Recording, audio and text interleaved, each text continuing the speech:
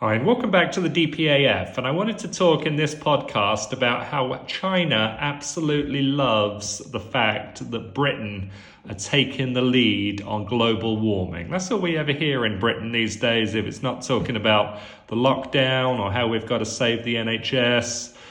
We only ever hear about how Britain needs to take the lead in the fight against global warming or the fight against climate change. And considering Britain's 1% of the world's population, you'd think we should be leading from the back of the line or following from the back of the line rather than leading from the front. The last thing we need to do as a country is solve all the world's problems on global warming when really we can just let the rest of the world solve the problems. They get the cost, we get the benefit, rather than we get the cost and they get the benefit. And China absolutely love this. I mean, they're 50% of the world's population. They're the vast majority of carbon emissions in the world. And if carbon emissions are what causes global warming, China have the most to lose from global warming if it's a bad thing, and the most to gain by solving it. But why should they lift a finger if Britain are going to do it for them? So it's a total and complete nonsense that Britain are even involved in this, let alone go into the trouble of trying to corral the world into solving it while China sits at home and laughs their head off.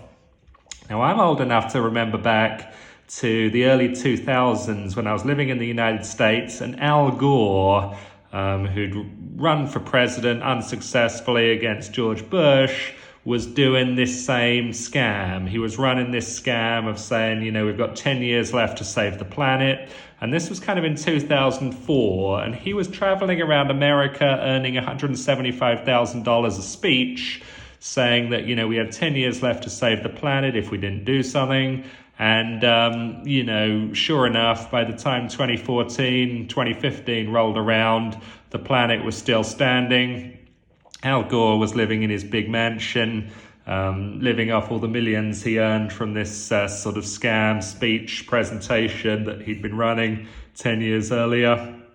And no one called him out on it. And then, of course, Prince Charles picked up the same Al Gore baton 5 years later in 2019, saying we had 10 years left to save the planet if we do nothing. The following year, we shut down the entire world economy, but obviously that wasn't enough for Prince Charles. So here we are in 2021 with theoretically 8 years left to save the planet.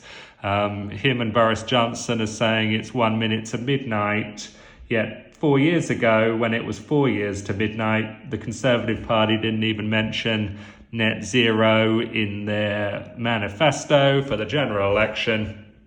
But now all of a sudden, when there's a political need, when there's a need for them to look relevant, when there's a need to waste more of British taxpayers' money, they're going out saying we've got 1 minute to midnight. It's a total and complete lie.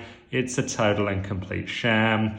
Things that are never talked about with the global warming nonsense was the East Anglia University disclosures a few years back, where they said basically global warming's all a nonsense. The scientists are put up to it for political benefit.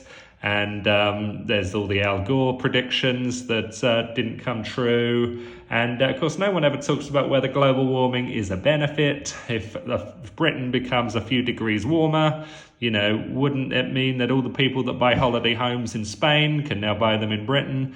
What about all that frozen tundra in Canada? What about if that warmed up enough to be farmland? Couldn't we feed the world for several hundred years based on that? So we never talk about whether global warming's a benefit. We never talk about if all these problems are going to occur in Britain if it's a few degrees warmer, why it's not already occurring in Portugal or south of France or southern Italy or northern Africa. It's just a load of total nonsense. And of course, the big secret of all this global warming fraud is not that we're here to curtail China or curtail India. It's that the British government want to curtail us. They want to limit the freedoms of British people. They do not want to limit the emissions of Chinese people. So, this is just one big scam. It's just a way of controlling the population through fear. It's Project Fear. It's war on terror. where the government are on the side of terror. We pummel the population with fear, and then we sell them security. And it's there to justify big government. People like Prince Charles should know better, but of course, he's a complete and total fool. He wants to profit from the problem. He does not want to protect Britain from this scam. He does not want to go to Beijing and say, you people need to deal with this. He does not want to go to the United Nations and say, you people deal with this. He wants to say, no, Britain are already almost 4 trillion in debt. We're blowing 7% of GDP on foreign aid, and now we need to blow a whole bunch more on quote-unquote solving the global warming problem, even though every single member of the British government does not want the problem solved. They want the problem perpetuated so that they can profit from it. So the other thing I've noticed with this Scotland summit is how it seems like the only way you can get an invitation to attend is if you own a private jet. Why is private jet owners and regular users so committed to global warming? Is it that they're trying to cover up their obscene wealth, showing that they're these great carers of the planet, that they're these great philanthropists? Do they not? Why don't we point out the elephant in the room, which is our corrupt monetary system, which allows profits to be privatized, but losses to be subsidized by taxpayers? If you're a wealthy person, you make a profit, you keep the money, that's great.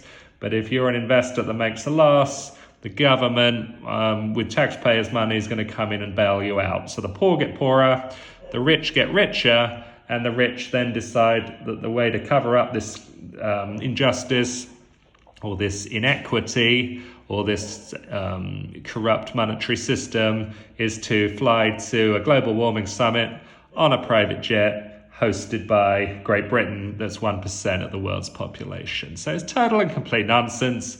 It's a total and complete scam. The British people hopefully know better. The British government should know better, even though they're as corrupt as any other government out there. So very disappointing state of affairs. Hope you do not lend your support to the global warming summit. Why don't you get China to solve the problem? Why don't we move our Department of the Environment out to Beijing, put them in the British Embassy in Beijing? They can work from there. They can curtail the activities of Chinese people, and they can leave the previously free citizens of Great Britain alone. So I hope you like this video. Please subscribe to the channel if you haven't already, and we'll talk to you soon.